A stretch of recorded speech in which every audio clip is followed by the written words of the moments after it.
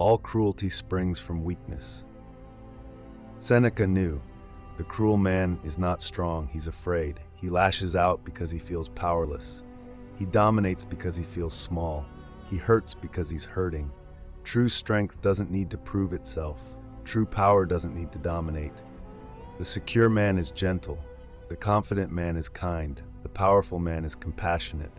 Cruelty reveals weakness. Compassion reveals strength. When you feel the urge to be cruel, ask yourself, what am I afraid of? What weakness am I hiding? True warriors don't need cruelty. They have strength.